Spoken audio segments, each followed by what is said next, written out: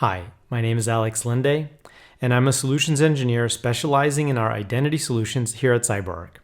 Today, I'll be talking to you a little bit about our B2B identity solutions.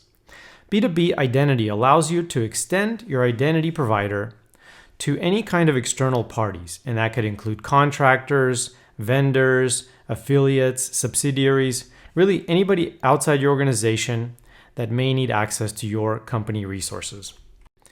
One example of B2B identity is integrating your identity provider into your website.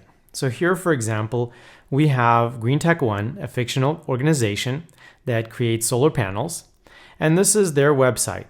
And they've chosen to integrate their identity provider into their website so that users could go ahead and log in, and then they can get access to various resources that the company is able to provide them.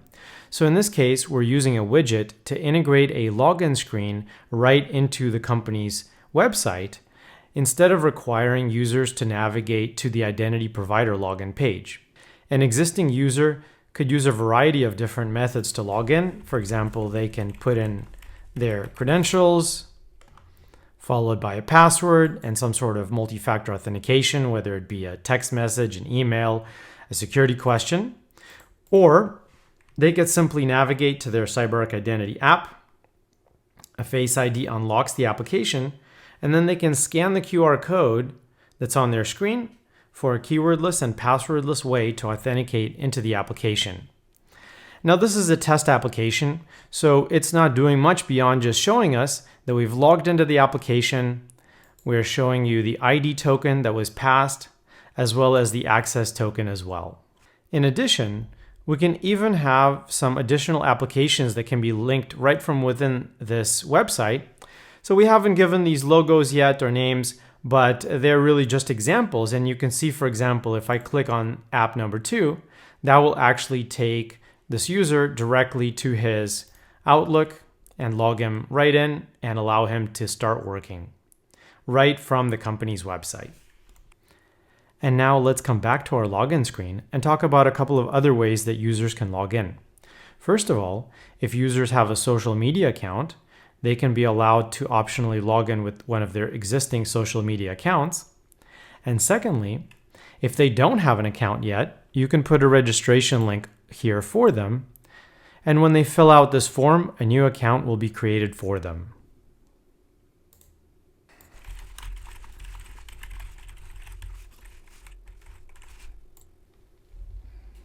And as you can see here, we're able to add a reCAPTCHA process as well. And then now that user is registered. And now going back to that login screen, we can attempt to log in as the new user, putting in his password. And as you can see, because we've entered in the email address and the mobile phone number, we can use either of those as a multi-factor to prove this user's identity.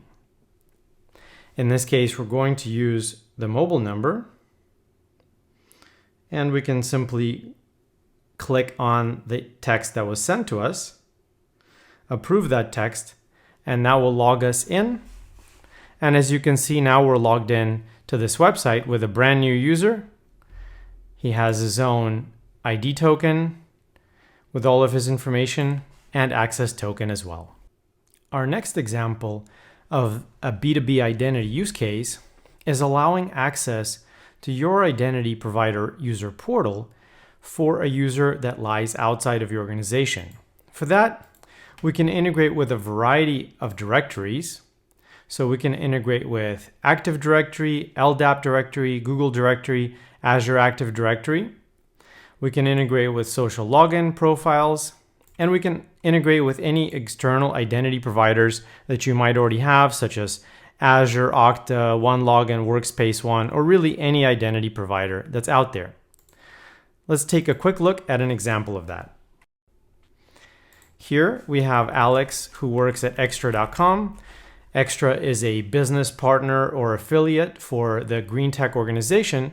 And when Alex goes directly to GreenTech's identity provider login page and clicks next, he's going to get redirected automatically to the Extra's identity provider login page, where he can put in his credentials, he can prove his identity, In this case, just for an example, we'll use a single password. And then he is automatically logged in to the identity provider for GreenTech1 and is able to go to the applications that the GreenTech1 administrator has allowed access to extra company users.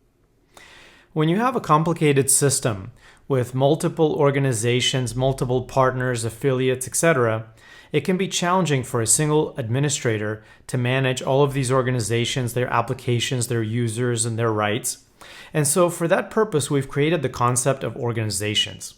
The global system administrator in your identity provider can split up the entire environment into multiple organizations.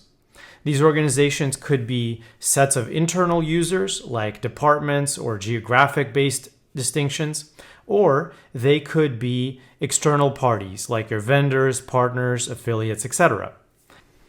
And the global system administrator can set up delegated administrators that are able to manage the users within those respective organizations. Delegated administrators can only manage one organization and can perform specific tasks such as creating, editing, and deleting users assigned to that organization, creating, editing, and deleting roles assigned to that organization, and managing workflow requests for applications that are assigned to that particular organization.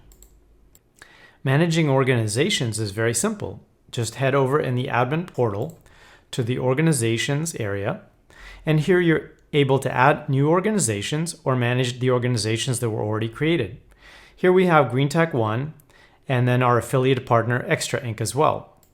If we want to take a look at the GreenTech1 organization, it's got a name and a description. We've set up a single user to be the delegated administrator. We've added some members. We've added some roles. All of these roles are users in the GreenTech1 organization. And we've assigned some applications that are accessible to users within that organization. And now let's take a look at an example of a delegated administrator. We're going to log in with Zane, perform a text message as an MFA. And now we're logged in to a delegated administrator's admin console. So as you can see, it has a subset of administrative capabilities rather than the entire full admin console that the global administrator has. This particular delegated admin can only view the users within the GreenTech company or organization. He can also only see the roles that are associated with the GreenTech organization. If he tries to pull up some reports, he can pull up reports that are specific to the GreenTech organization. For example, maybe he wants to see who's been using Office 365. And in this case, it's just only one user since this is my lab environment. Furthermore, if there are any application requests, he can view them all in here. In this case, there's a single application request. Our user Mike is requesting access to the Box application. And in this case, Zane is the approver. He can either approve or reject that particular request. And we can also view the specific list of applications that are allowed for users in the GreenTech organization to use, as well as add any additional applications and assign them to users. Thank you very much for watching this quick demonstration of B2B identity.